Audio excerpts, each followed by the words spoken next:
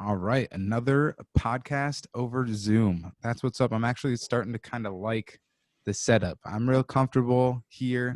I don't have to worry about my guests being comfortable because they're responsible for themselves. And in the delay between talking seems to have been like it's getting shorter and shorter as time goes on. Like I remember. Well, first of all, what's up, Brant? Welcome to the We Are One podcast. Yeah, dude, I'm excited to be on. I was looking forward to this since we scheduled it. Dude, I really kind of dig the vibe, at least from what I've listened to so far. I think you bring a lot of heart into it. I'm a guy that can like be in my head a lot, and so when I'm listening to your conversations, it's like engaging. You diving into your topics with like just a sense of heart. I dig that about it, man. Hey, I appreciate that a lot, and I think that's part of what I think interests me in us two even talking at all is the way I approach my conversations and the way you approach the conversations that I've seen you involve yourself in. And that's not to imply that there isn't heart in your conversations, but you come into it from like an education background. You spent quite a bit of time in school, something that I don't necessarily have in my repertoire, right? So I feel like your approach to these types of conversations, like I said, is different. I think it's an interesting blend between like styles, us having the chance to talk. So right how did we come into contact even? Let's describe that to people. Yeah, so I found you through the Twitter handle. I think her name is Stacia. She does a lot of work with the Unity stuff, and leading up to the election, I was really following a lot of that pretty closely. It felt like there was a lot of energy moving, a lot of stuff to kind of just check out. I would say again, I hesitate to really endorse anything these days fully, like put my full name behind it. But I was digging a lot of the conversations I was seeing happening, kind of from that little sector, that little corner.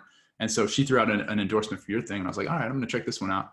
And I think we just took it from there. And then as I'm listening to your stuff, it seems like there's a cool confluence of things that we probably have in common, and also things that are divergent as well. So I see you're talking about like your experience being on the ground in some of the riots and in, the middle of just like a lot of what's made 2020.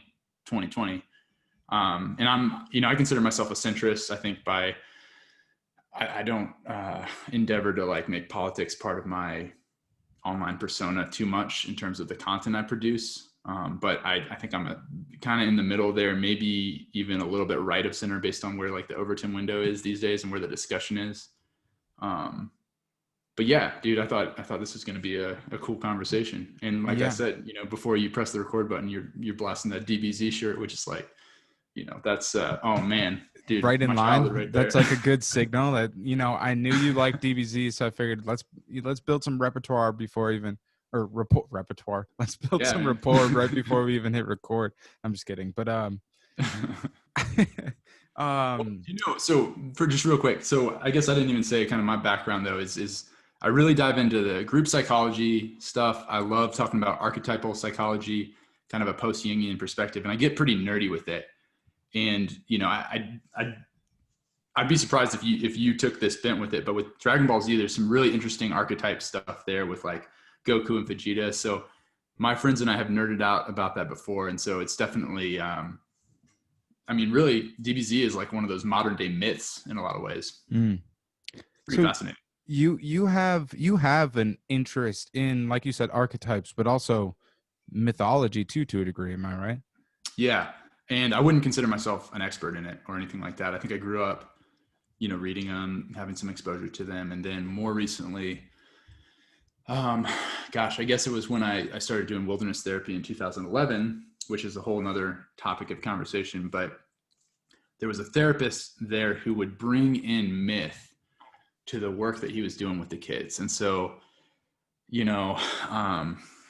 it's like a method of teaching metaphor, or as a metaphor. And so you might get a kid who is let's see, like the overachiever in the family system. And so the family puts these just unreal expectations on the kid, and the kids learned how to perform really well and maybe getting, you know, good grades, but is like experiencing depression, and the family's curious about it. And the therapist that I was working with at the time, he might bring in like the Icarus Myth.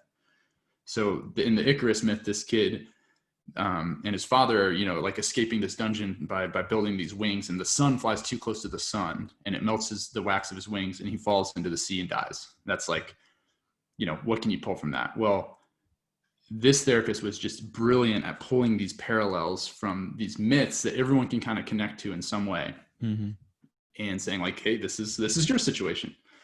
And the bigger idea behind it, which Joseph Campbell and Jung, and even I think Freud started kind of knocking on this door, but this idea that myths and the stories that have stuck with us through the generations, if they have that staying power culturally, that means that they say something universal about us. And so those are a type of drama that we tell and tell and tell because it resonates deeply with the patterns and the relationships that we also form. So yeah, that was kind of like a mind blow for me. And I was like, damn. I'd be curious to hear about your like view on like world religion then. Because in a lot of ways, I almost see religion as myth, right? In having teachable. I feel like you kind of get what I'm saying. I'm not articulating it very well. So yeah, what is your view on world religion?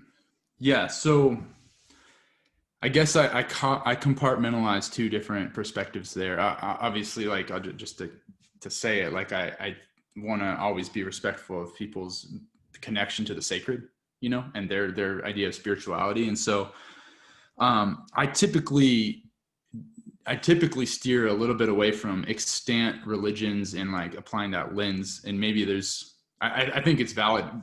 What I'm primarily interested in is people's relationship to stories and how those types of patterns repeat and tell us something deep about ourselves that gives us new awareness. So I've done work a little bit around, like, you know, the flood story. Obviously the Noah's Ark flood story has a lot of parallels with the Egyptian flood story, or with the Norse flood story, or with the Greek flood story. There's parallels that come into that, where there's like a divine disgust based on like humanity's, you know, sins or whatever. And then there's usually a divine warning it's typically like one man who's instructed to build some sort of vessel and preserve life.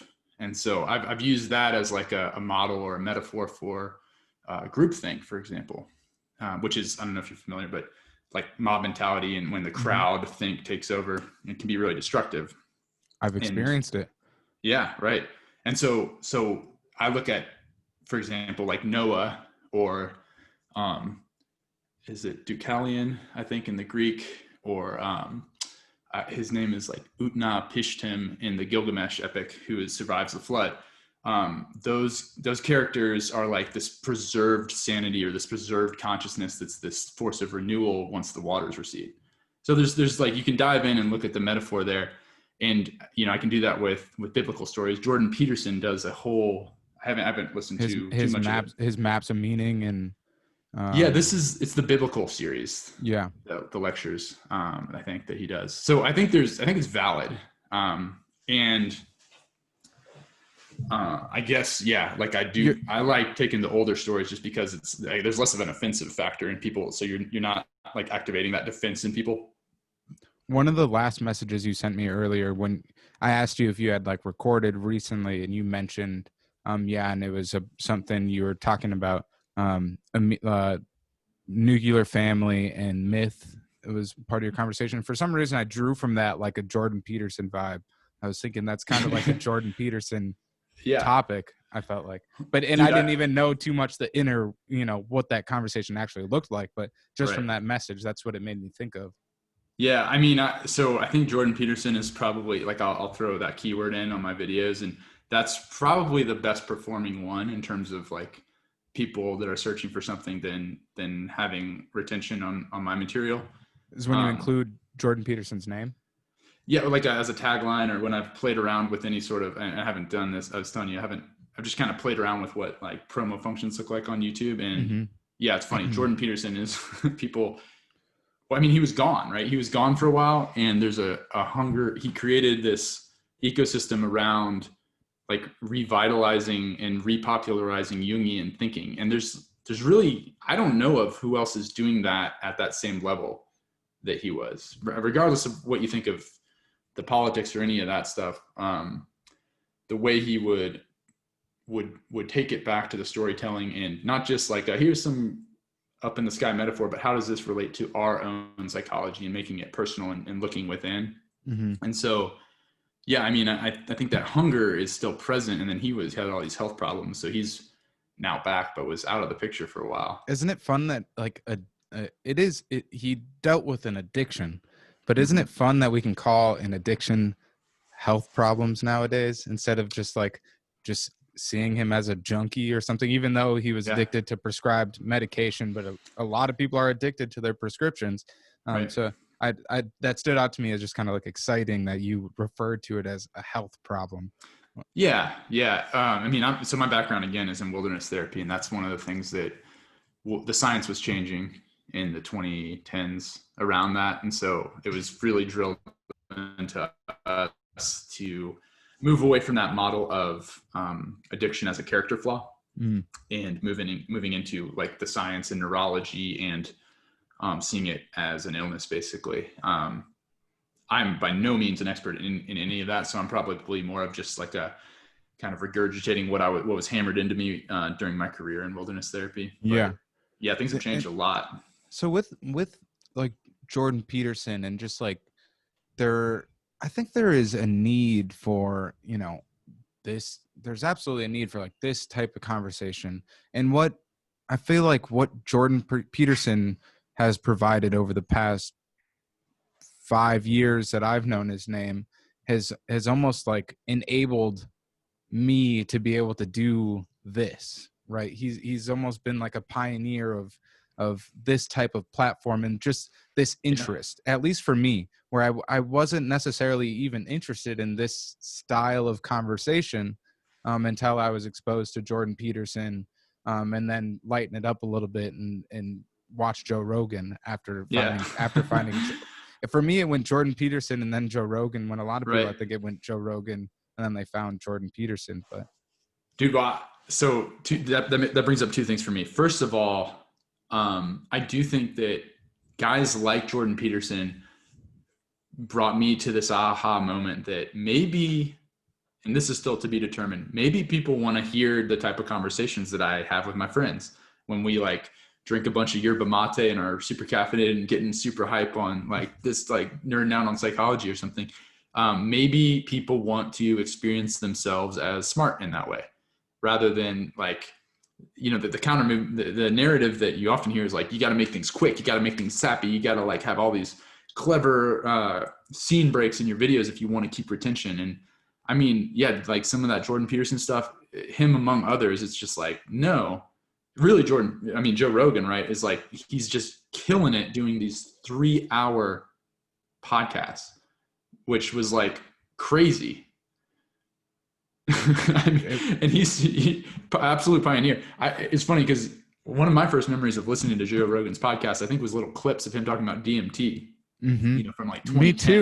Me too. Yeah. Yes. And I know you were talking about psychedelics on a recent one as well. That was something I was curious about with you and your interest in like myths and I think in your Twitter bio you say it's something about is it dark arts that you refer to? Shadow work is the phrase, and that's a direct reference to kind of the Jungian psychology. Okay. Okay, I got you. Yeah, that makes more sense now. I was curious. Have you yourself had any experience dipping your toe in with psychedelics at all? I had some pretty profound experiences when I was a good bit younger, and I'll probably just leave it at that on the podcast. That's fine. Yeah, I mean, tell me more off air, huh? Yeah, I mean, I had, obviously there are cultures and traditions in which certain plants are used very intentionally as medicine. And yeah, I guess I don't want to get too much into my own journey with all that on Yeah. here. So I guess we could just answer broadly. Do you see a value in working with some specific types of psychedelics as medicine? I think it's probably conditional for people, and I suspect that a lot of the research is going to be showing that like MAPS and all these organizations are doing. I know that there's a movement towards some of that. Specifically, I think they've done studies with people who are, you know, terminal, right, who have like terminal diseases, and working with psilocybin and stuff. It is nowhere near an area that I'm an expert in or anything like that, or would pretend to talk at a high level with. It's powerful stuff, and I believe that it can be very, very toxic for certain people. And then I think there are some conditions where it seems like, you can tell I'm being conservative with how I'm speaking about this, but I think there's a lot of potential as well there too. Psychedelics it's a topic that gets me excited. Yeah, Just a because lot of people. because of my own profound life-changing experience, the potential that I see in it for, you know, others, people like my mom who has struggled with her mental health, Right. and you know, I don't want to air out her laundry too much, but specific things that she deals with on a day-to-day that she could probably get a lot of relief from, and a lot of you know, support in coping with, or maybe even getting over entirely, Yeah. through some of the psychedelics that are available, and through the methods that have been proven to work for, you know, tons of people at this point. And I think it's still early in the process of being studied and legitimized, but there's, I think, a lot of promise. Yeah. So talk to me a little bit deeper about archetypes, because archetypes is Yeah. something that I spent a little time listening to some podcasts about. Of course, if you listen to Jordan Peterson at all, you will have heard his position about, you know, the about archetypes, and hear him. He might have been exposed to the topic a little bit listening to Jordan Peterson. So talk to me a little bit deeper, just broadly, for anyone who maybe is Yeah. unfamiliar, and then we'll go from there.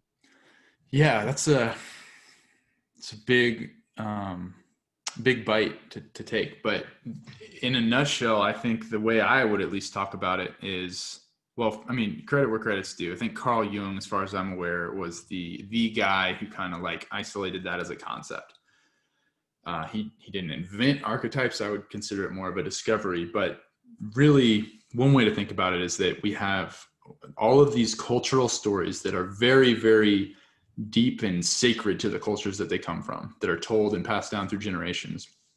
And what I believe, I guess, Jung and really Joseph Campbell really dialed in on this as well. He was one of Jung's students, I believe, and his work ended up like informing the creation of Star Wars. But this idea that the same types of characters come up in stories across different cultures all over the world. So you have like the warrior archetype that means a certain thing. And the idea is that we all have access to this like divine almost energy that fits almost into these categories. Let me try to clean this up a little bit. There's a book called King, Warrior, Magician, Lover. And the claim of those authors is that those are kind of like the primary masculine archetypes, and that to be an integrated, healthy dude, like man, a whole man, you need to have access to a healthy king archetype, which would be like how you show up magnanimously in leadership roles, generosity. There's some wisdom that goes with that, right? An integrated king archetype, a warrior archetype, like knowing when to pull out the proverbial sword, but not being a savage, not being violent, but having that hard edge when it's appropriate. The magician, like that, the connection to the sacred, the artist, you know, the artist. I don't know why I said that so weird, but the artist, and that like divine energy, that connection to that, to the sacred, shamanistic type of qualities, and then the lover, right? So in relationship, their claim is that kind of encompasses the four characters in our psyche, so to speak. I don't think it's as clear cut as it's, hey, these 4 characters, but when we talk about like a king archetype or something like that, it's this idea of what kingliness looks like that's deeper than just like our stereotypes of the day, of the culture, whatever our image of what we see on like Game of Thrones, but deeper within the psyche, these templates that we have of how to be and how to step into these like energies. It's a slippery topic, and I think it's difficult to talk about. And one of the rants that I'm prone to going on, if I've, like had a little Buffalo Trace or something like that on Twitter, would be, I think because it's slippery and can feel kind of woo-woo, that a lot of intelligent people in today's climate are shying away from having that conversation at all, and like lumping it in with this distorted, weaponized, basically bastardization of social sciences, which I think there's a lot of conflict around. But the basic idea, though, is that there's these templates that show up in these stories. And the reason that they show up in these stories is because they represent a part of us. And that us becoming whole, mature, integrated people means that we have access and are tapped into these different types of templates and energies within ourselves. Mm-hmm. So it's like, I can think of a friend of mine who's pretty developed in a lot of ways. He's intelligent, he's smart, he's pretty funny, all this stuff. But there's a certain type of goofiness that eludes him. And it's like he can't relax into that almost like little kid archetype or something, Mm-hmm. And so you'll see people who are very developed in like their like their queen energy or their king energy or something like that, and not necessarily able to tap into their jester energy. And that's, if you can be patient enough with that woo-woo element that's inevitably there a little bit, my argument is that there's some value in it, even though it's a little bit it's like slippery and hard to grab onto. Mm-hmm. So I know like our understanding and how archetypes might play out in our day-to-day life are gonna, kind of vary depending on what perspective you're looking at it from. I'm curious to get your thoughts on how you think those archetypical figures or types how are they playing themselves out with the evolution of technology? Because sometimes I feel like I know it's kind of a deep question, but I feel like when we look at like online spaces and social media, Twitter, Facebook, whatever, there's certain archetypes that are at play with people being unaware. They can be both, I think, positive and overwhelmingly negative and kind of toxic. I feel like I see that more often than the positive. But talk to me a little bit about some of that. What does that make you think about? Well, dude, I think that's a really nuanced question. You know what I mean? That's a deep question. It's a good one. One kind of thought I've had about it recently, I think I actually used this as the intro for one of my more recent vids, is this little thought that came to me when I was talking about, it was actually, the video is called Archetypes in the Modern World. So it's very hits home with your question. But in the past, I would argue that celebrities in a lot of ways were fill-ins for archetypes. So if you look at Western culture and you see that I shouldn't say inevitably, what we see is that there's a decline in the popularity of hardcore religion as the 1900s rolled on. There were more, my generation, most of the kids I went to school with, and even in the generation prior, were not as connected with like spirituality through a religion, so to speak. Now, there's obviously, it's not a universal truth, but if we look at a trend, that seems to be the case. And there's an increase in the intensity of celebrity culture. My argument is that celebrities ended up taking on a lot of that archetype energy. And so they became our religious figures. In a way, yeah. And well, yeah, certainly there's like the spiritual connection with the archetypes. Whether we differentiate religiosity from sacredness and how that fits in with, this is stuff I don't feel like I have a firm conclusion on like how those puzzle pieces all fit exactly together. But I mean, man, for me, it was like Brad Pitt from Fight Club he held like this warrior archetype for me, you know? Mm-hmm. The celebrities that we had and the amount and the type of information that we would get from them in the 90s and the 80s, right? In the 70s, it was like through magazine articles, through TV, through very controlled narratives. And so there was this intact archetype projection that we could like put onto them. Brad Pitt could be the warrior in the 90s. Once technology's come around, once social media has really gotten to this latest stage, it's hard to really fantasize about anyone holding that archetypal energy in the celebrity status anymore. Because I mean, we still do it. We still try to project that onto them. But I mean, at this point, like I can't help but know that Brad Pitt's been through all these like messy divorces or whatever, and Right. like all of this shadow material, and that's I maybe just to define that, like the shadow stuff is the stuff that we don't show the outside world, like the stuff that's not integrated into our personality that we like bring to a conversation like this. Even that stuff that's like hidden away. With how invasive social media is now, it's like that stuff is all getting just dumped into the public domain. Mm-hmm. You have like nudes coming out of these celebrities and sex tapes that they didn't want to, like they didn't mean to publish, and get just like blah. And I think it does damage to us because it's like a violation of our archetypes that we were like kind of depending on. I think my working hypothesis is that we were depending on celebrities in a way to kind of hold some of that energy for us. And it's just like, they all seem so gross now. And I don't think it's just because I'm a 34-year-old. I think a lot of it has to do with your question around technology and how that's affected, who holds the archetype energy for us and whether we even have a safe container for those archetypes.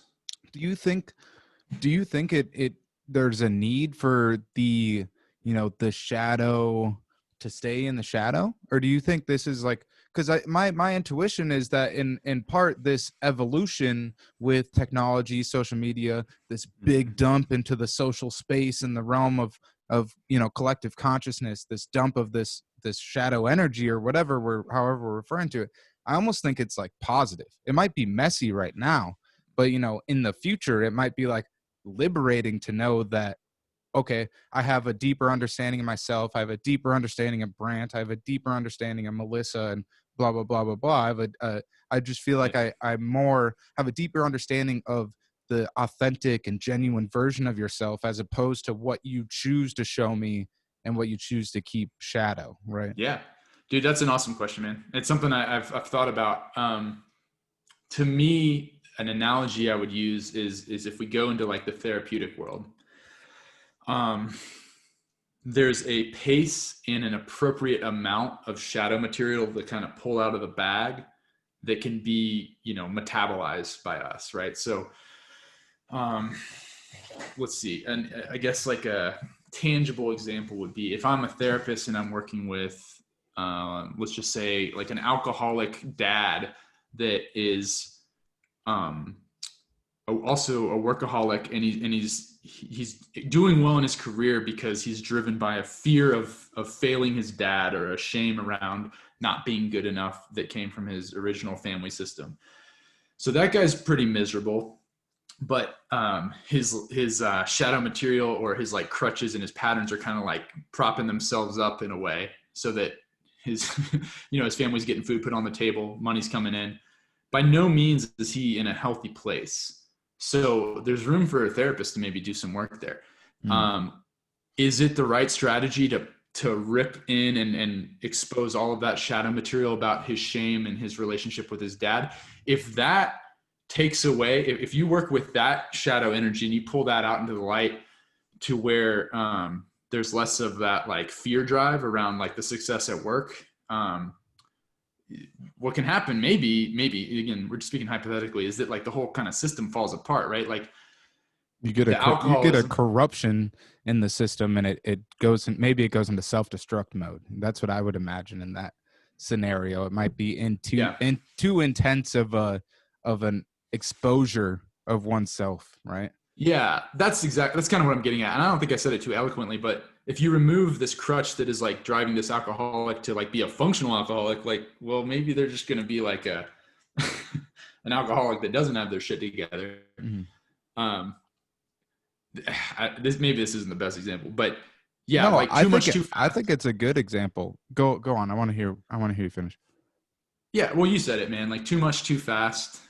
There are parts of ourselves that at certain parts of our lives we are just not ready to see. I do believe that. I think people's psyches can get overwhelmed with shadow material.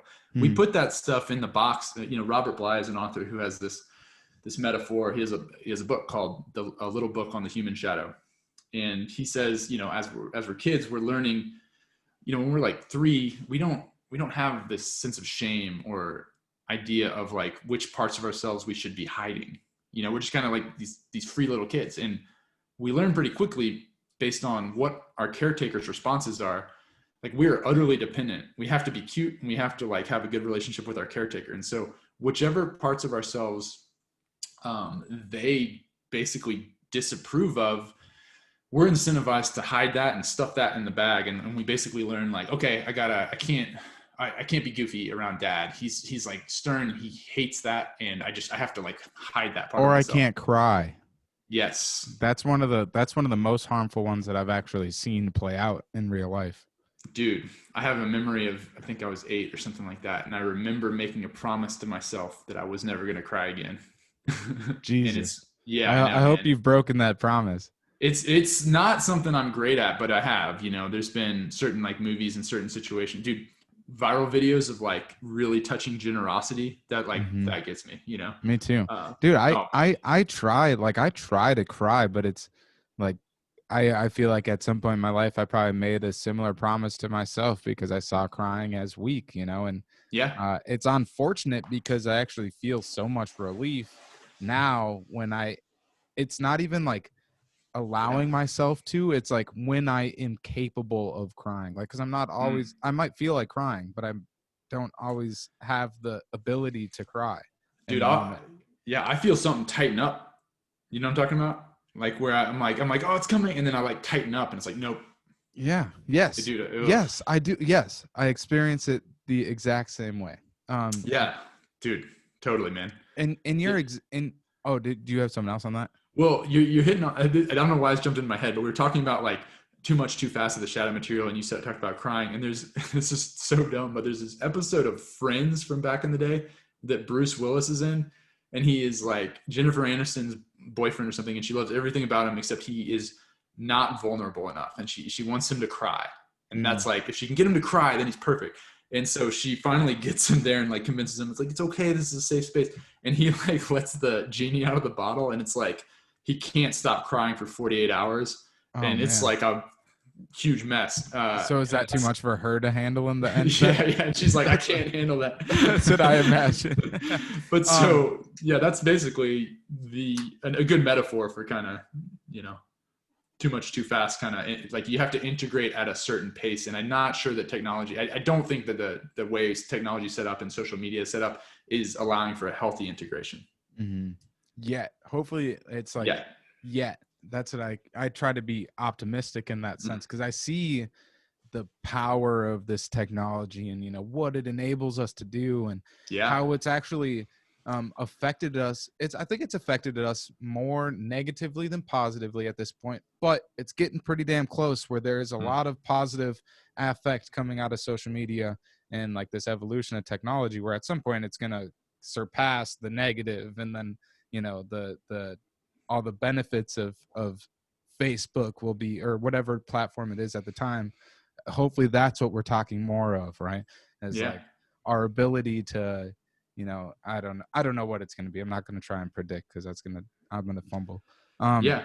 Yeah. One thing I found really interesting when we were talking about that, your example of like too much too fast for like the alcoholic exposing that Mm-hmm. shadow parts of themselves or whatever, is I was caught myself thinking, I've had deeper thoughts about this before, but about like sometimes what the individual needs, or what, like, because we're talking about like the shadow material being dumped into the social space, like the Right. collective conscious, and you brought it to an individual example. I find it interesting how like that individual example can scale up to a larger scale, right? Like we talk about what one person might need, or what it might be too much for one person to handle, and we can think of that on a larger scale of like what this one person needs is probably what we all need in this. Do you kind of get what I'm getting at? Yeah, so totally, man. And Freud has a quote in I know everyone loves to just kick Freud around, but he has some good stuff. And one of his quotes is around looking at groups on the surface, it's like, well, obviously group psychology is way different than individual psychology. And he says, wait a minute, I think that if there's a lot more parallels than we think. If we actually tease apart what's happening in the individual psyche, a lot of those same concepts play out on a group level, almost as if like the group is its own organism, so to speak. So that takes me to your so you alluded to this before. I don't know if you said it before we recorded or when we hit record, but you have a master's in organizational psych, right? Yeah, it's technically social organizational psychology. Social organizational psychology. So that is essentially group psychology, right? Yes. Or at least the part that I love about it is there's a whole application to like corporate psychology. So like workplace. Yeah, so industrial organizational psychology is a little bit more popular of a major name, or of a master's program name of a field. And basically that will deal with a lot of like individual assessment and testing and a lot of that stuff. And the social organizational component deals a little bit more with, like group psychology, culture planning, leadership succession, leadership development, coaching, leadership coaching, stuff like that. So how does that education, how do you apply that education in your life nowadays? How does that play out? Yeah, a lot of people I went to school with, I mean, the people who are killing it, who are like the ass kickers that I went to grad school with, are probably living in big cities doing consulting jobs with corporations. I went and, came back to my wilderness therapy program and was a field director. So like managing the field staff that go out and do direct care for 8 days at a time, working with troubled youth, which is like way different. I'm probably the only one from my cohort that's ever gone back into that field. It's a really weird niche thing to do. There are some obvious applications of it in terms of leadership development, group culture, but it's a little bit of a departure too. It's not as applied. The part that really resonated with me, and one of the reasons why I am still, if you ask me, was it worth it to like pay in time and money for a master's degree? I think that's a tough question to answer, but one of the things that tips the scale in the yes direction is that it was worth it, is this experience I had with what's called a group relations conference. And a group relations conference is a hardcore experiential 3 or 5, or I think there's one that's like 14 days.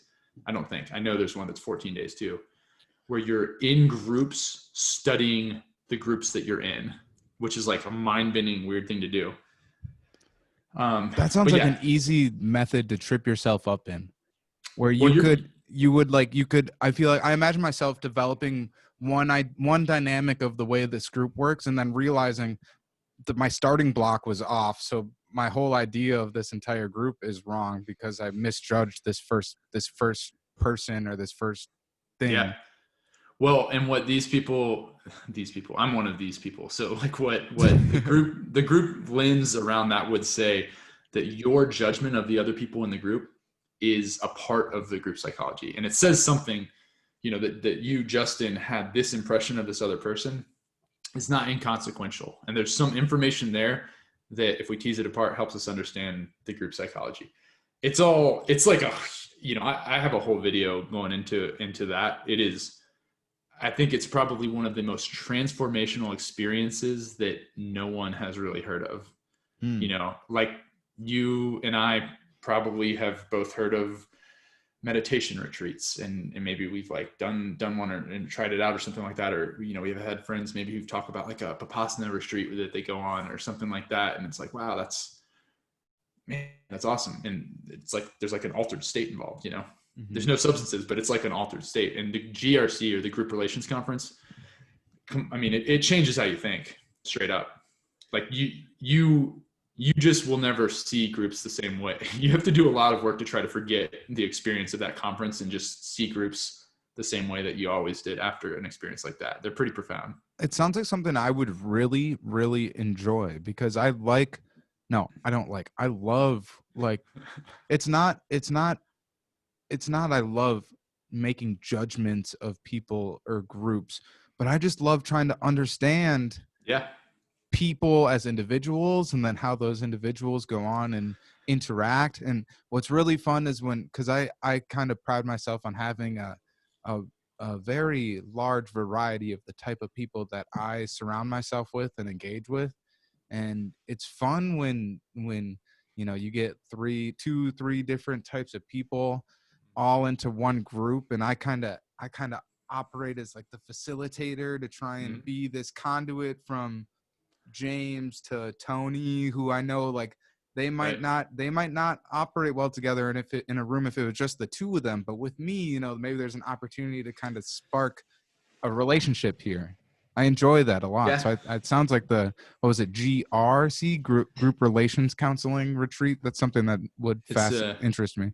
Yeah, Group Relations Conference. There's I'll show you afterwards. I have a video where we kind of like talk through it, because inevitably most people who go in and sit in on these things, they have no idea what they're getting into. If you search, so there's one institution called the Tavistock Institute that's out of the UK, and if you Google them, there'll be a bunch of conspiracy theories about how it's like mind control and stuff. Some people have had bad experiences. I would say that I think inevitably a lot of the thinkers in that field end up being pretty heavy on like the social justice lens, especially nowadays. I started doing it in 2015, and I mentioned if anything, I'm probably a little right of center. I don't really want to get into politics, but I think it's kind of just helpful for this lens. Like I voted for Obama back in the day, and then have just been like more like right in the center in terms of not feeling very good about either presidential candidate over the last few elections. And the reason that I say that is because I was in a university system again in grad school in 2015, and that's when I started doing the GRC. And so you're getting a lot of brilliant and very liberal type of thinkers in that context, which definitely affects the group dynamics. But yeah, I mean, you're already talking about it, right? Like you already have some awareness around like a role that you often play, right? Like things that some of the qualities that then I would imagine influence how you show up in groups in just bigger society, and like all of the team and group interactions that you have. Like there's a facilitator role that you enjoy, right? Sometimes I enjoy it. Sometimes it's a lot of pressure, where it's like, come on, guys. I know you guys don't know each other, but I'm just trying to chill. You don't have to look to me to be the energy in this room right now. Dude, you are tapping into what took me a long time to realize, which is that for any role that we take up in groups, and I believe this is a universal law, there's always a cost and a benefit. It sounds kind of obvious, but let me like break it down. So being a scapegoat in a group sounds like it just sucks, right? Like being the guy that takes the blame for everything. It's like, oh, freaking Brant's fault again. Sounds miserable in a lot of ways. But I know some guys that like prosper in that role. That they like to take the shit because they know it's going to come and go somewhere, and they can just kind of, maybe it'll affect them in one way or another, but they can kind of take it on the chin and keep it pushing or whatever. Yeah, no, totally. I have a friend who recently basically said that same thing. The other piece of it, though, is that the scapegoat is doing something productive for the group, because there's like, again, we're talking about that shadow stuff. It's like, I'm going to dump like this stuff on you, and like, you're the bad guy in this situation. It's going to make me comfortable to kind of like give you some shit for whatever. And there's a stability there when you're fulfilling a need for the group. Like the scapegoat is rarely, you expect the scapegoat to be ejected from the system or whatever. And that's rarely how it goes down. It's usually like that person gets kept around. There's like a I was safety and stability in it. Yeah, I was going to say there's a sense of security that person might enjoy being, knowing that they play in it. They might not even know it, but I think there is an understanding in the group psychology is like, this person's important. And, on a surface level, you might not even know why, because it seems like if you were just outside looking in, everyone hates this guy. But the person is playing an important role, I think. Yeah, it's kind of, I mean, honestly, it's kind of crazy that you're able to. It took me a while to start to tease that stuff apart. I think I don't think I had that insight even after doing wilderness therapy for a while. I think I learned pretty quickly because I spent about 10,000 hours working with groups in wilderness therapy. You're basically like immersed in it, and I did it for 4 years. So it's 8 days on, 6 days off, and I think I did the math at one point. It's like at 4 years, you're about 10,000 waking hours of working with these like crazy intense groups of teenage boys that are like not excited to be there. Yeah. I don't think I've done anything for 10,000 hours. I'm simply a master of none. Well, there's something to, have you heard, oh man, this was one of the probably coolest conversations I've heard in 2020. There's I can't remember his name, but the Yale director for the law school, I believe, went on Glenn Lowry's show and argued against meritocracy, which is pretty cool. And that seems, yeah. Okay. I'm listening. You got my attention. Well, yeah. I'm usually really skeptical of people that want to argue that standpoint. And part of that probably is a bias because in my perception, in my judgment, most people are really unprepared. And oftentimes, whether they're saying it or not, I believe the argument comes down to like, I haven't invested and built these skills, so I don't think that skills should matter. And this guy was a Yale professor saying like, no, look at the research here. Look at the law system in Germany. In the US, we hyper reward our most talented lawyers to the point where it almost degrades the quality of the law system. And it's like more pretty much a competition for how great of a lawyer you can get to get you out of a situation rather than justice being served. And, you can look at in Germany, the judge has way more power in terms of interpreting evidence. You have, I think it was like 8 or 9 countries have in the last couple decades or something like that have adopted Germany's legal system. 0 have adopted the US legal system. So there's something that is alluring about that. And I mean, if anybody's going to be pro meritocracy for their own self-interest, it would be the head of a top Ivy League law school. So he's like arguing against his self-interest, which immediately to me lends some sort of credence. I want to hear what this guy has to say, but that was a fascinating conversation. So do you think there, is there a value in your opinion of not being specialized? Man, I think so much of it is context dependent. That's it, dude. You asked some really good questions. I totally, man, I appreciate it. The line of questioning. My thought on that though is that I think there is something beautiful about the human experience of pursuing mastery. I believe that's innate. I don't have like evidence to prove that, but but I can tell you that that's something that I aspire for. Right. It's like, I wish, I hope for someday the drive, motivation, inspiration to follow through with something, anything, and put in my 10,000 hours. Right. But you're doing it with this though, even. I mean, if you're producing 2 conversations a week, you might not get to 10,000 hours. First of all, that whole thing, that's like Malcolm Gladwell's criteria for mastery or whatever. Yeah. It's basically, I think at this point, that's not accepted as like a standard. It was more of like a hypothesis he put out. But it's kind of fun to talk about, right?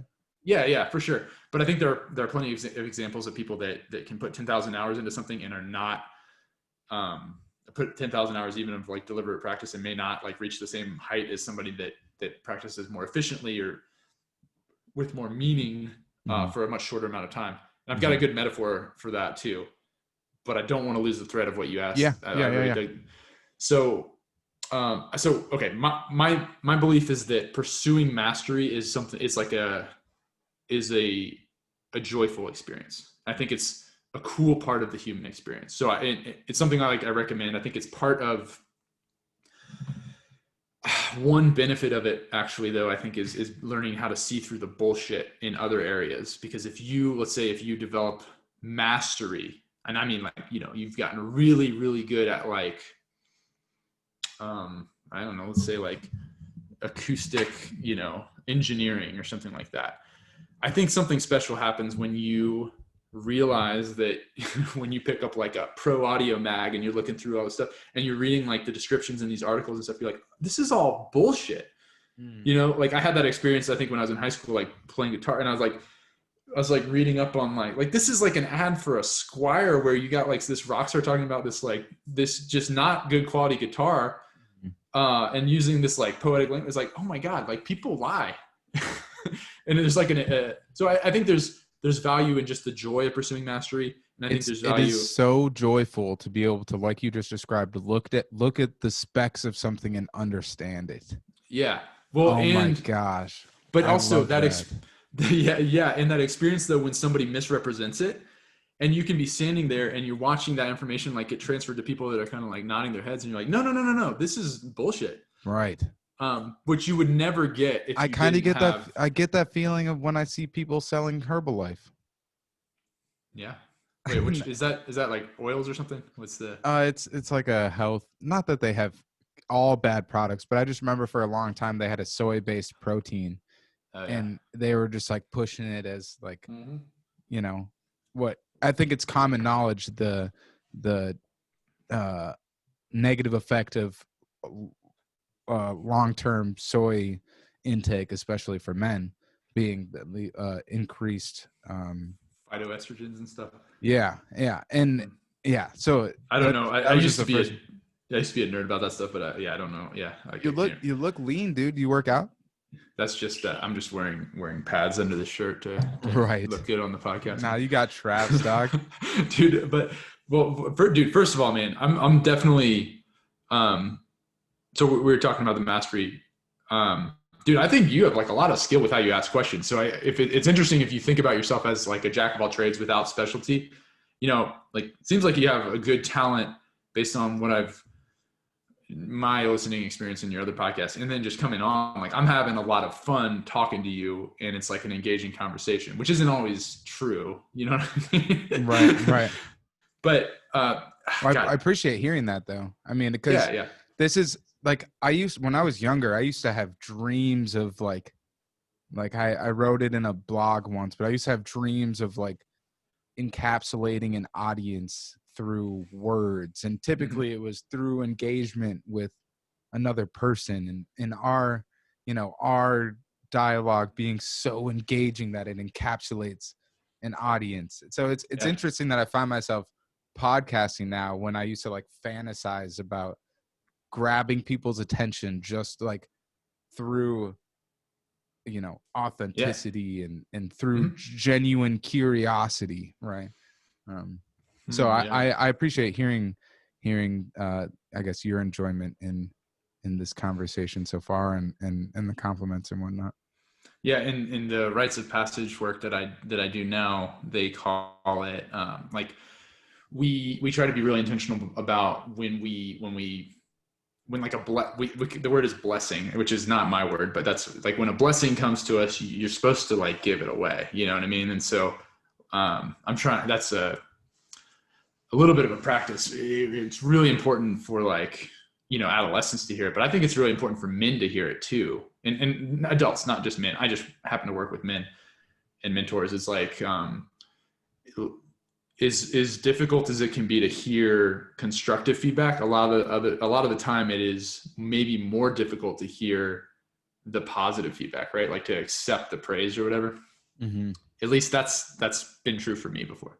I got a hard time accepting praise typically. Yeah.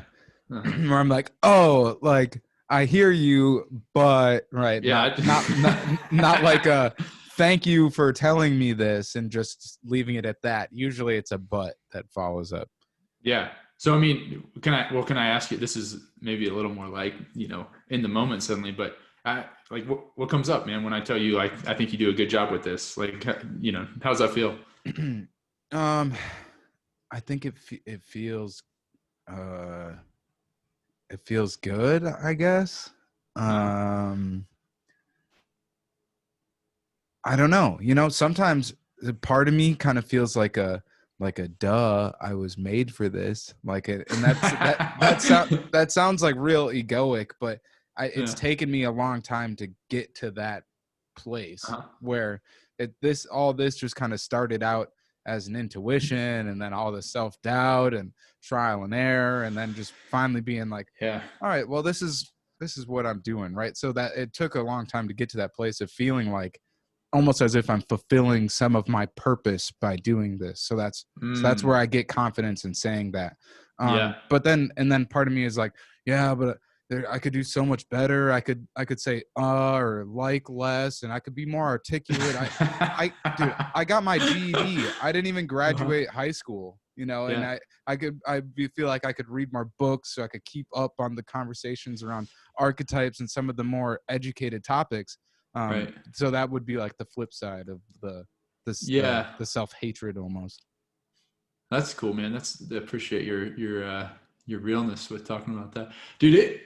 It blows my mind how well, first of all, I think it's changing drastically now. I think that the narratives around education, and that for quite a while, probably, I mean, it became, I guess it's within the last, I don't know exactly when, but some point maybe in like the 50s, probably, like where this university culture, it basically became like a stand-in or a surrogate for intelligence, where it was like, oh, like a college degree equals intelligence. And then my parents kind of had that mentality, and really tried to drill it into me, and successfully. Like it's hard for me to like silence that voice. And I think a lot of our generation, I don't know if you might be a little bit younger, but like one of the friend I had, Jason, who was on the Archetypes in the Modern World podcast, like he didn't go to college. He's smart as shit, man. Like he's very, very talented. I would have thought he was like in class with you, after, because I did listen to that conversation. I'll have to, he'll be stoked that you said that, because he has, I think he'd be okay with me saying this, because he's very integrated in terms of like owning some of those things, right? Like the parts of themselves that were wounds that he's worked with. So I think he'd be okay with me saying this, but yeah, man, like I took him to some of the group relations conferences, which was where he got a lot of that, well, for one thing, that experience that like these people in this Ivy League institution aren't necessarily smarter than him, But what I was going to say though, is that narrative's collapsing. I don't think that there's the same buy-in that the education, that higher ed is the solution or the best path for intelligent people to make a career anymore. Well, especially when we have access to almost all of the information that there is, right? Like we understand that just with a little self-motivation and maybe a little bit outside inspiration, we can learn almost the same things outside of the universities. And you might not learn it in the same way. You might not even be able to comprehend it in the same way, but you still have access to the information. So I think that kind of takes away some of the value of, it's not, go to Harvard to learn this topic, right? I can play video games for 10 hours a day and read, a 5-hour, thesis or, study or whatever, I can, you get what I'm saying. Information is out there, it's interesting because, so something that happens that I don't think people talk about very often, but that I noticed pretty quickly, is that there were a lot of ways in which I was really, honestly, pretty furious about the way, like, when I went to my master's program, I was like, y'all better like make me something else here. Like, I was expecting for there to be, I wanted it to be really, really hard. I wanted it to be the type of experience where I had to elevate myself like crazy to get through it and come out just like a beast, And I was sitting there with a lot of people that, it became pretty clear pretty quickly that nobody was reading the material. You didn't have to. It's still that way. It's still that way. Yeah. I have so many friends in school that, like, especially with it being online right now, like, take a quiz or a test and it's just like cross-referencing your textbook for the whole thing. Like, not many people are actually comprehending the information, I don't think. Yeah, but so the thing that happens that I don't think gets a lot of airtime is that people like me after we've spent, I spent a stupid amount of money. I'm still paying it off to go to grad school. And a lot of that was so I could be like, yo, I went to grad school. So I could like say that. Uh-oh. I still got your audio. I got a remote webcam, so that I'll fix Wait, that. are you using the, is it that app? The Epoch cam? Yes. I was like, I know, I recognize that thing. Yeah. Dude, it's so clean. Like my computer, this looks like shit right now. So keep talking. I'm going to play with this. It doesn't look that bad from mine. It doesn't look that bad from mine. It looks fine still. Well, I can still make out Gohan getting stoked on your shirt. I'm listening now. Yeah, well, I guess people are still listening too. Yeah, so the yeah, no worries, man. But what I was gonna say is that once you've gone through that program and you spent that money, you're kind of incentivized to not talk badly about it either. So when I became a little bit disillusioned with that whole system and like, man, like these masters, like there are a lot of folks that get a master's degree that I don't think are talented. I don't think they've been put through a rigorous program. People can skate by and get this degree and like, but I also realized that I didn't want to actually like signal that to everyone because I'd put so much time and money into it that the incentive was for me to just like go along with that system and kind of like perpetuate it.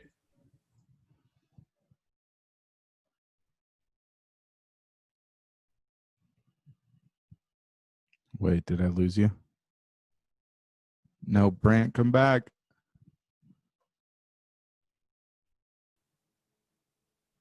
Are you there? I'm here. I see you. All right. Yeah. Okay. Right. But there you go. Nope, you're good. I'm just playing.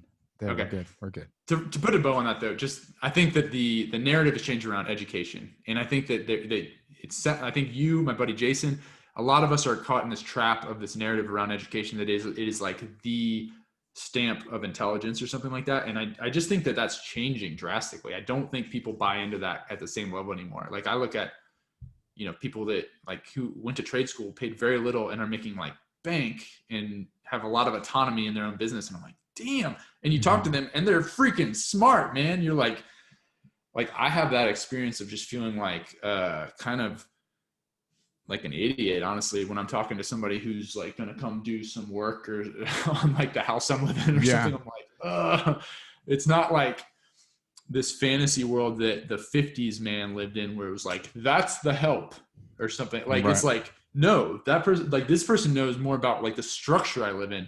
I'm just like this clueless dude that's over it.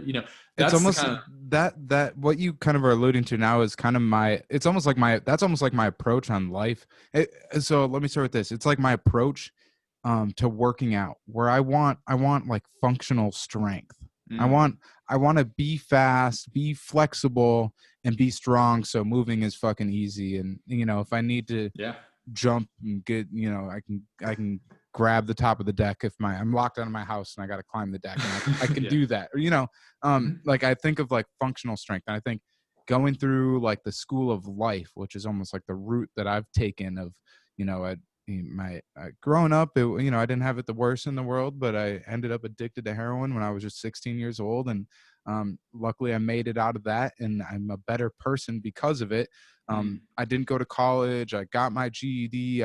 I've been an electrician. I can operate a forklift. I kill it in sales, and then these like personal endeavors of like photography, networking. I'm like proud of the network that I've built for myself with this, like, cause I've had like this freedom where I wasn't confined to something particular, kind of like you described with going to school, being in your master's program, going to grad school and kind of almost being like, to me, it sounds almost like stuck in a box. It sounds like it can be that for sure. There are some ways that there's not to imply that it's bad, just to be clear, because I think it's also something, but it's also something that I'm like envious of. It's something that I had in my notes that I wanted to talk about was like your pursuit of education and how that differs so much from my approach on life. Well, the other thing too that is like the flip side of this conversation is that there's imposter syndrome that creeps in like regardless. I think about or I'll I'll beat myself up sometimes because I only have a master's. It's like, oh, I don't have a PhD. And if I had a PhD from, I don't know, like, even if it was like some great school, I'd probably be like, oh, well, it's not from Harvard. You know, there's always like there's that that Buddhist concept of the hungry ghost, you know, where it's like a being with a huge stomach and a tiny little mouth. And it's like, you can't, you know, there's like you can never satisfy it. Yeah, there's that dissatisfaction that is more of a function of the internal state of things than the external state of things. So how do you keep your head on straight on a day to day? Well, I mean, I wouldn't say I claim to always have my head on straight, but I would say so that's a good start, is just having that understanding, I think. yeah. Things that do seem to help me though are meditation. I've done Zen meditation daily. I mean, I've missed days over the years, but since I was, I guess like 19, so like 14, 15 years, something like that. And I, you know, I had ADD when I was a kid, and I mean, probably still do. But that seems to have helped a bit in terms of my ability to focus or introspect and kind of like have a sense of like what's going on in my mind and body. Meditation is one of those things that I hope I never stop. Just basic Zen meditation. Have you ever done a sensory deprivation tank? Oh yeah, those are cool. Sick, right? Yeah, I really. Oh enjoy my those. gosh! Like, because I enjoy meditation, but I don't do it enough. But sensory deprivation is like, I've called it like forced meditation. Where it's like you don't have a choice but to be present with your psyche, and if you're going to be comfortable, you basically have to meditate. Otherwise, it's going to be uncomfortable as shit. Yeah, it's funny. I haven't done one in a while. Like the one we have here. I thought about buying one actually. I had there was like a really cool deal with a spot in Atlanta that did it. I have no idea if they're still around. It was called like, shoot, I can't even remember. But I went down there for, oh, maybe it was when I was doing my internship in grad school. I was living in Atlanta, and I bought like a 4-pack, and it was one of the ways I stayed sane. Because I'm not a city boy, man. I mean, I grew up in North Atlanta, but after going to do wilderness therapy for so long, man, if I have to stay in a city for too long, I start to like just kind of feel disconnected from my own sense of like the sacred and the meaning. Yeah, I feel it. I mean, I get disconnected from like my intuition and my moral compass, right? I like the suburbs. I like to be able to drive 20 minutes and be downtown city, or 20 minutes and be middle of nowhere farm field, right? Like that's pretty cool. That's kind of the luxury I have right now. Where like, I like that. If me and my dog want to go in the woods, like we can go in the woods. We don't have to drive an hour to get to some preserve land or whatever. Yeah, that's man. It really blows my mind how many people willingly surrender that ability to connect with the woods. You know, living in Manhattan. I mean, I had to do it for grad school. One of the ways lived in Manhattan. I lived in Manhattan because I went to grad school in New York City, and it was like just a completely different jungle than what I had been working in before. One of the ways I stayed sane actually was a book. You're talking about Joe Rogan. He's talked about this guy a lot, but Musashi, there's a book by Eiji Yoshikawa, and it's like as thick as my head. And is that the samurai dude? Yeah. Okay.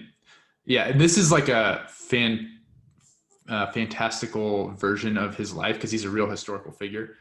But it was really cool to just like, that was one of the ways I stayed sane in grad school, was just reading this epic, beautifully written samurai story that had all of, I mean, the risk, right? When you're in that environment where it's just like there's not a lot of meanings, that you like fall off the path, so to speak. Like you're not plugged in with your passion and your vision in life. I didn't necessarily have the words for it at the time, but that was what was like the real risk.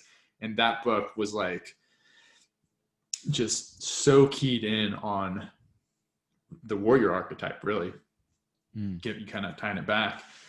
just do you ever follow Jocko Willink stuff or anything like that? Yeah, yeah. Yeah, he's insane, and he posts like He makes me feel you bad about myself.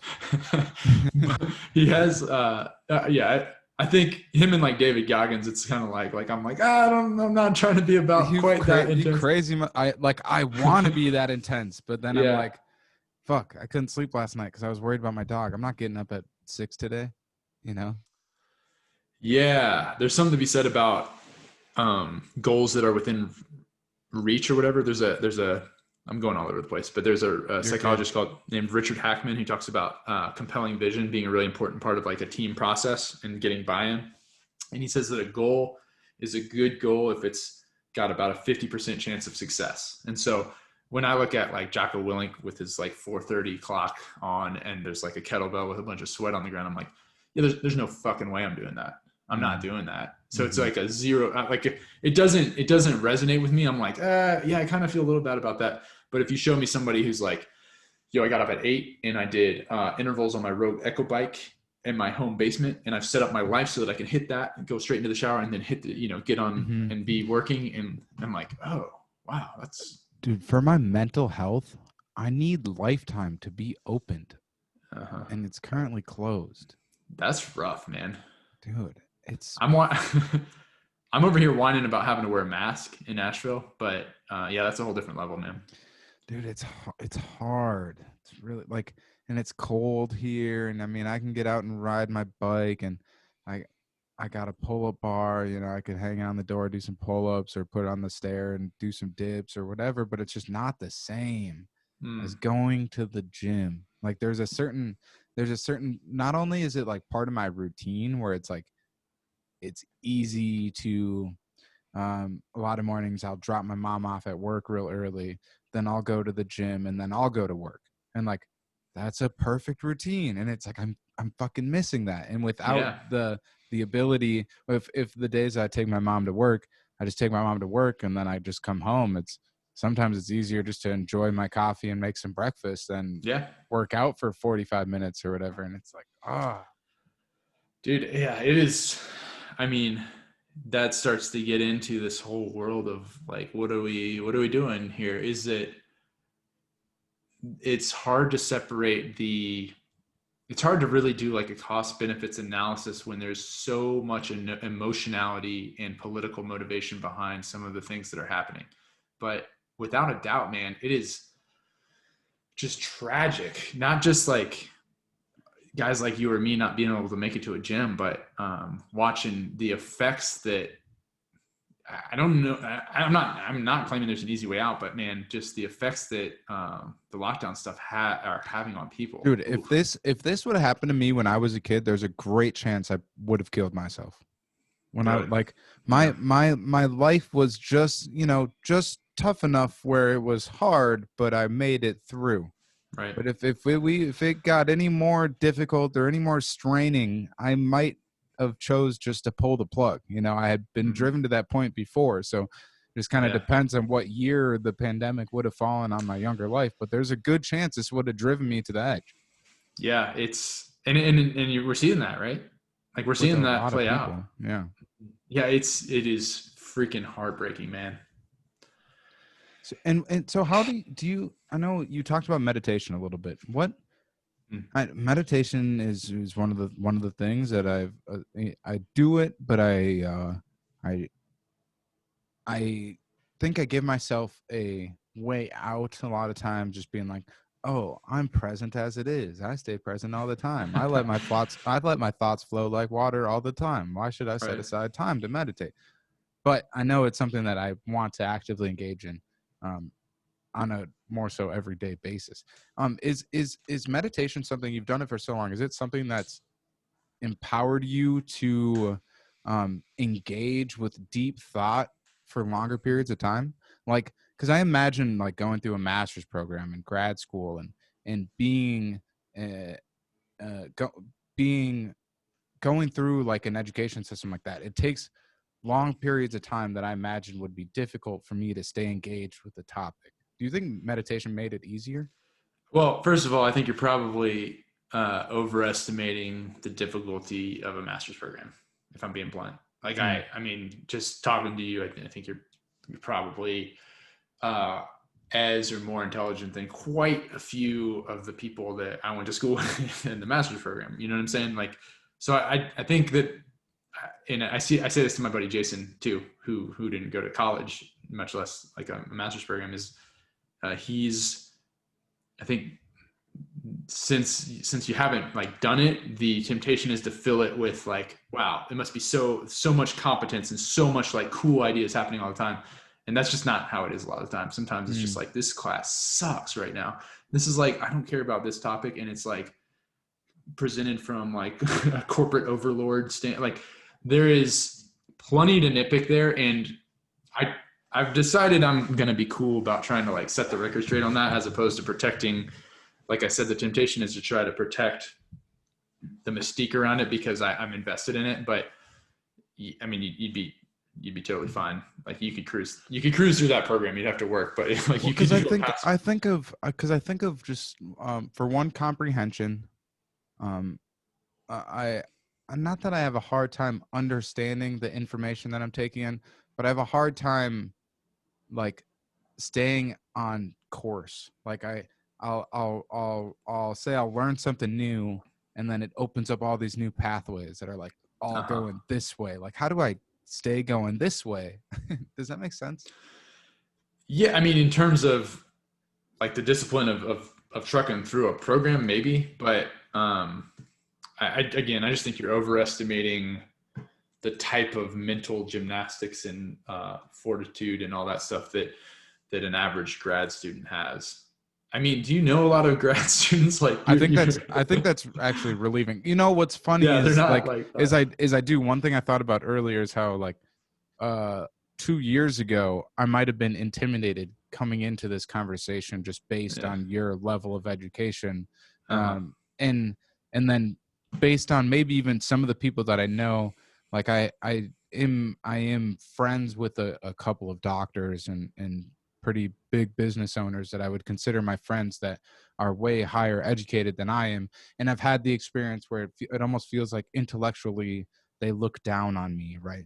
Like they hold themselves up here and kind of look down on me. So I in the past, I may have been intimidated, like I said, coming into a conversation like this, but now I'm excited for it because sometimes I like to strike my own ego and just, I like to, if someone doesn't know it about me, I like to be like, I didn't even graduate high school. I'm only 24, like, and it's sometimes fun to just see what people's reaction to that is. Whereas before it's not something I would have wanted to say because I would have maybe been embarrassed by it. Yeah, I mean, I'm definitely capable of probably being like an arrogant, condescending prick about like intelligence or something like that, but it doesn't fall on the lines of like what your academic credentials are. That's just not, that's the myth. You know what I mean? Again, like my buddy Jason, smart as hell. I really respect him deeply. There are ways in which he's like less savvy or whatever, that maybe somebody who's just like chugged through a program who like did an undergrad and then a master's and has no experience and it's like, I have a master's.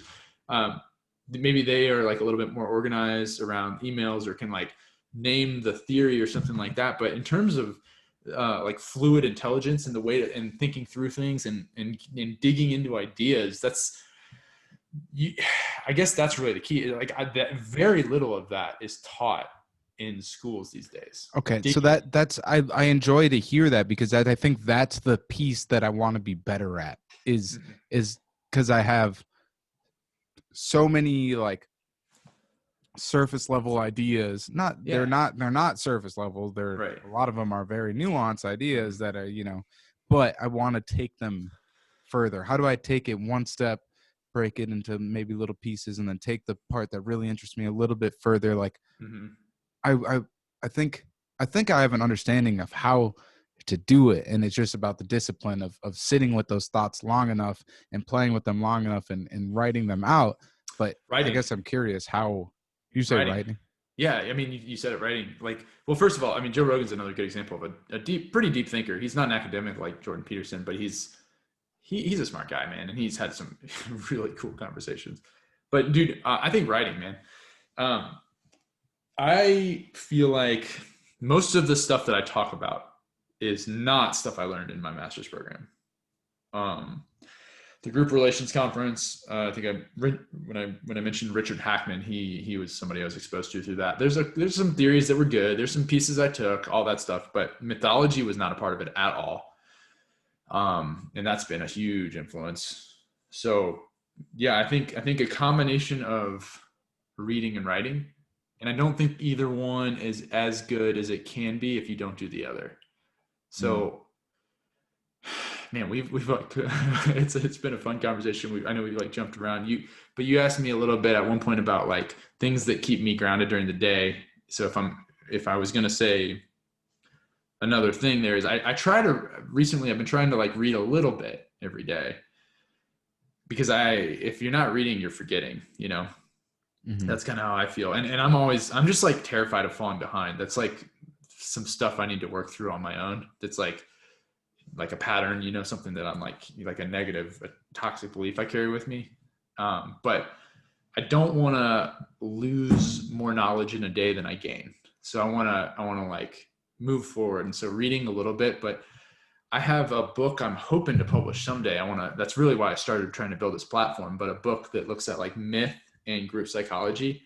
And through writing that and then having conversations with friends to kind of like flesh out those ideas, man, I felt like I leveled up, like in terms of understanding groups and just looking at dynamics and teasing out little things that I don't know that I've heard before from other sources, but if I hadn't written it, it just wouldn't have come out of me, Yeah. I've had that experience. I think I have right now 5 notebooks that I've filled just front to back.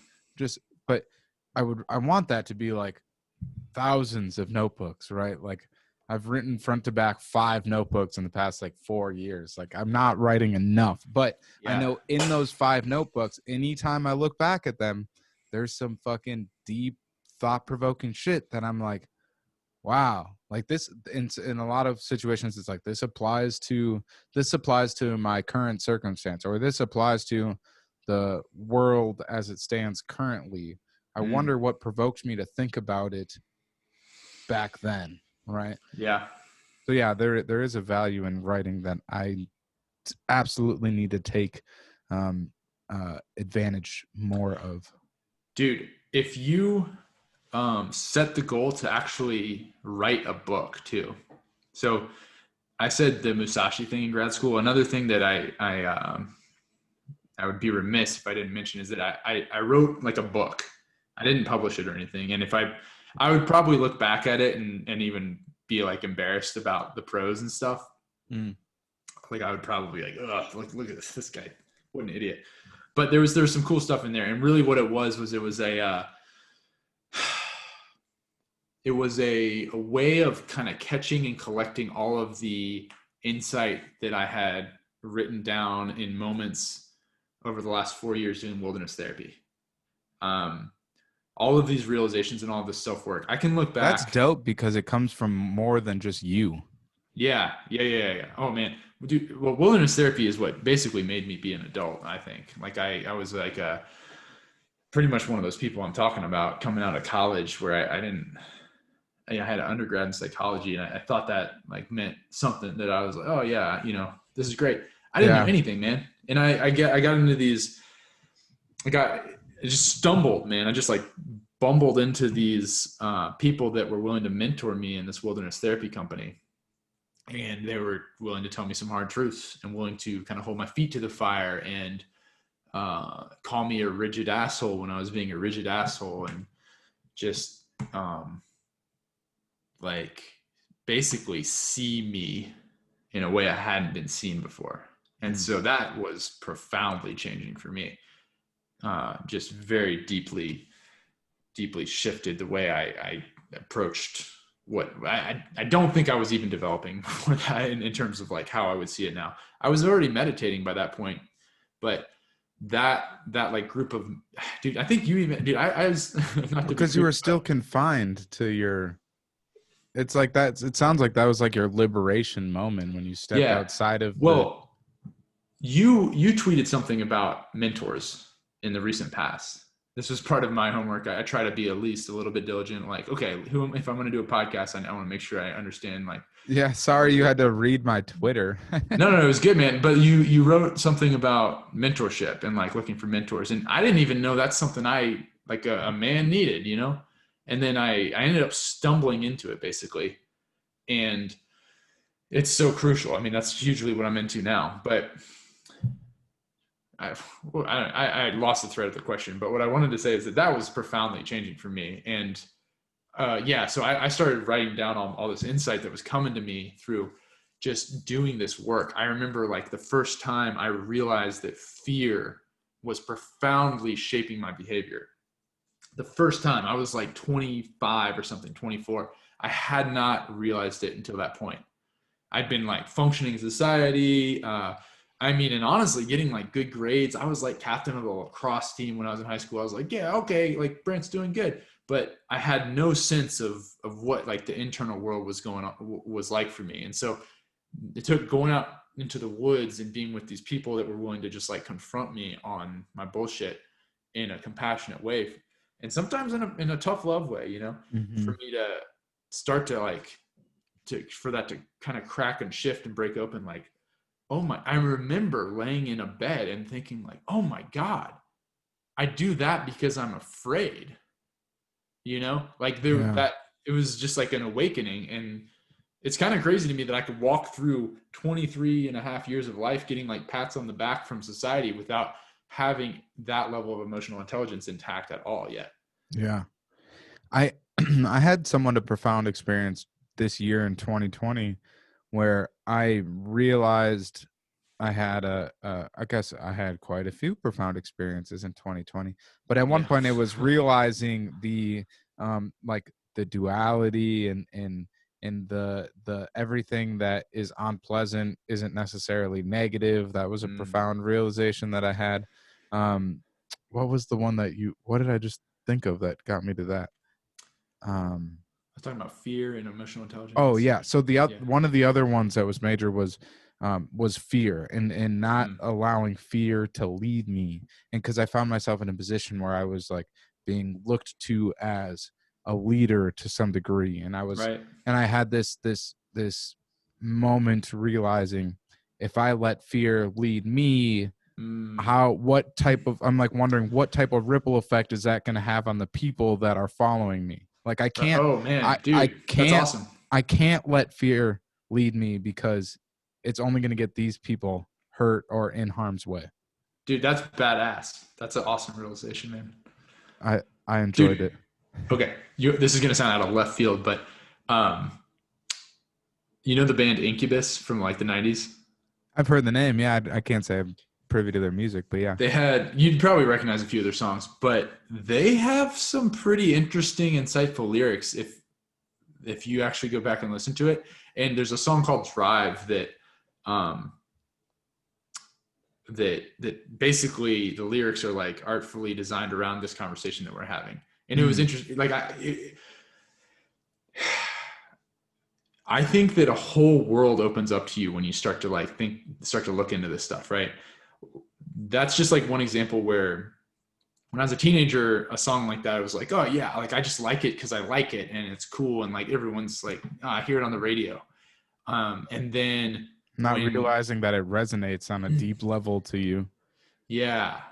I had the same experience with like Rage Against the Machine, different like, what was it? Ken Wilber has this, I think it's Ken Wilber is like this philosopher who has this idea of like development often looks like a spiral. And so you might find yourself in the same place on either the political spectrum or what music you like, but it's after you've like come all the way around and developed like to another level to where like the first time I listened to Rage Against the Machine, it was like, I like it because I'm supposed to like it, or I don't know, it makes me feel like a rebellious teen or something like that. And then later on in my 20s, I was like really pissed off about a lot of stuff I was seeing about the system around me. And Rage Against the Machine came back in and I was like, oh my God, like they're totally like anti all this stuff. And I resonate with that message. And it was just like, you know, came back around in a different way. And with like Incubus is weird because by all accounts, you know, these like bands from the 90s, you listen to them back now and it's like they have like nostalgic value, but there's like kind of this like kitschy sound or whatever that was like popular back then. But some of the lyrics are bad ass. They talk about like in that song specifically, it's like and I can't help but notice how much I let fear take the wheel and drive, and that this is, and it's like shoot, I'm gonna butcher it right now, but it's something about like looking around and realizing they're like, hey, everyone else like lets fear just take the wheel too. And it's got like a cool guitar part and everything, and it's just like they're talking about that, just that fear like pulling the puppet strings and just dominating you without you really having that awareness. And it's the devil. profound... That's the devil to me. That's one of the things that came along with that realization is the you just cut right through the you know, I mean, not that I wouldn't even say I believe in the devil, but I'm saying the characterization of the devil is that it presents itself oftentimes, I think, in that way, right? Where like when I was addicted to heroin, a large part of what led me to be addicted to heroin and hurt all these people around me was fear. And anxiety and uncertainty and insecurity and all these things that, you know, you would think would be perpetuated by a devil character. There's an idea, and I can't remember whose it is. I'm not going to be able to give credit. Claim it as yours. I'm just kidding. It's not mine. It's definitely not mine. But the idea is that there are two basic emotions for a human. There's love and fear. And so when you say anxiety or insecurity, you know, at least in myself, I can trace those back to fear, you know, to a fear. So passion, fun, friendship, all of those like experiences are love-based, right? And then the stuff that we consider negative, you know, it's fear-based. Yeah. I mean, I dig it. I dig this conversation. This has been really dope. Yeah, man. How are you feeling? Awesome, dude. It's been a blast, man. It's been just, I feel like we have a couple of threads that we probably lost in the ether there that were also good conversations. That's my favorite, because like if we left, maybe we left it incomplete, but I think for one that might pique some people's interests as to come back and tune into more conversations, but then also maybe complete that thought train themselves, right? The provoking thought within the individual that's tuning into this. Excuse me. Yeah.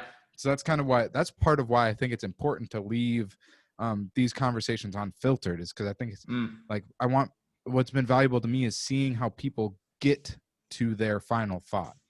Right. So I think that kind of leads the way I ask questions, is I want to force you to think, because I want to see what you do with the question and how you end up with what you give back to me, right? You might fumble with it for a second, and then the question might be something different to you by the time you answer it than how I questioned it. But it's like a whole process, and then there's a lot that happens there. So yeah, man, just really dude, this is I don't know, I was like half formed when you said it or when you were talking, but you know, I think it's interesting, you know, you've got this style of like basically putting a container around these conversations, you know, and shoot, I'm losing it. But I dig the way that you kind of ask those questions and allow it to develop organically. I think that one other point that was not said when we were talking about the education stuff that I'm probably guilty of, and I think a lot of people are guilty of, is that if there's something courageous about what you're doing, where you got this cool thing going on and you're really depending on like soul and heart and just the organic development to like make the product or the conversation, right? Whereas, and I admire that, like something that I think is probably true at some level is that for me, I can like defer to these structures or these frameworks. It's like almost like a safety net, right? And I think that what you're doing, that's cool. I think you got a cool setup, a cool thing going on with your show, man, because it's almost like a dedication to that like organic nature of the conversations. Yeah. I appreciate hearing that a lot, because I think I've identified myself as what is important to me about this. So I'm glad that stands out, and we can convey that. So plug your YouTube real quick before we go offline. Where can people tune into you, and tell us, I guess, a little bit like what are you trying to achieve on YouTube? Because you have Yeah. some varying content that I think I would be able to enjoy, and I have enjoyed the little bit that I've tuned in since we've come in contact. But Sure. yeah, tell us a little bit about it. Yeah. So the channel is just Brant Lawrence. Brant is spelled Brant. And I try to dive into topics that deal with group psychology, myth, masculinity is a big one for me.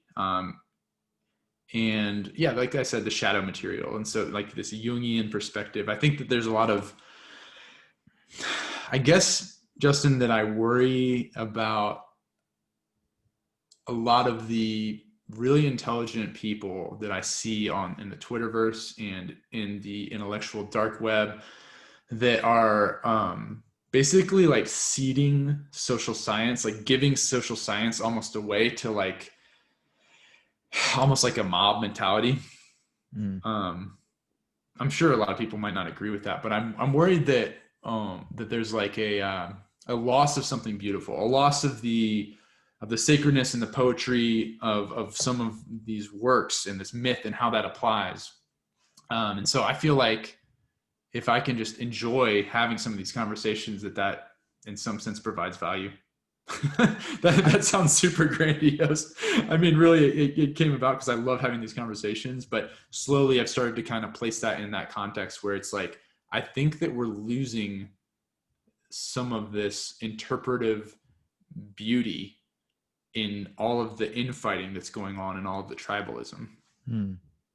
Yeah, I think there's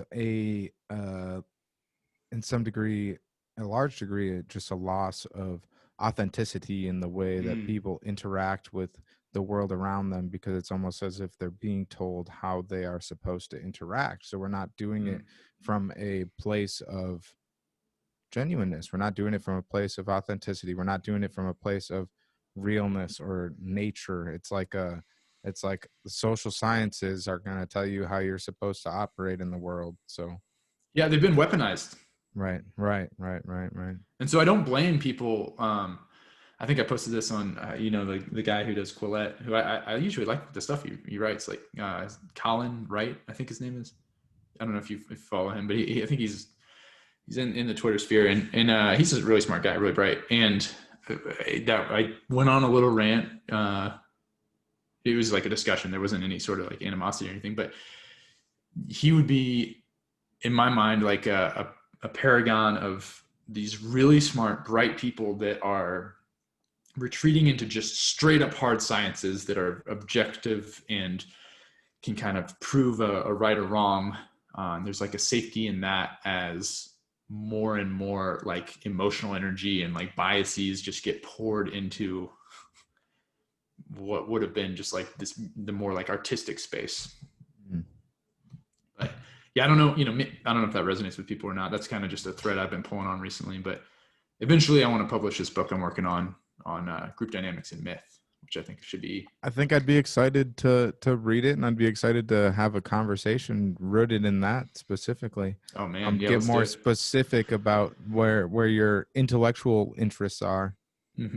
I look forward to so much. It feels like the podcast right now is on like season 1, and I can't wait for like season 2, where we're in a studio space to call home, and the content might be a bit different, do more so a variety of content, a variety of conversations, but then doubling back on a lot of these conversations that I've had up to this point right now, and just kind of seeing, how people have evolved, how their interest has evolved, because it feels like you and I, both of us, it feels like we're at the kind of like the beginning of our individual journeys. However they're eventually going to play out, it's still early in that process. So I'm excited to see where you're going to end up, even though I don't think we really end up anywhere. It's continual thing. But I'm excited for you, and I'm excited for this conversation. I appreciate you taking the time to jump on Zoom, and from North Carolina, by the way. I don't think we ever said that since we hit record. I can't remember, did we? But yeah, man, dude, I'm honored to come on, dude. I think you got a cool thing going on. I'm looking forward to kind of keeping track of what you're producing, and hopefully we can, do it again, man. I really enjoyed the conversation. We'll do it again. And I look For forward sure. to meeting your homie, Jason. Is that his name? Yeah, dude, if you want to get him on, I'm sure you can. That'd be He cool. is, he's just a freaking treasure, man. That's something we should talk about right now when I hit stop on this recording. So just stay here for a sec. Sure. Thanks everybody for tuning in to the We Are One podcast. Thank you, Brant, for joining us. I hope you enjoyed this conversation. Go ahead and like the video, subscribe, share with your friends if you enjoyed the conversation. If you think there's value to be pulled out of it, you don't have to gift gifts this holiday season. Just share the We Are One podcast. And that's about it. Peace and love, everybody. We'll see you soon. Later.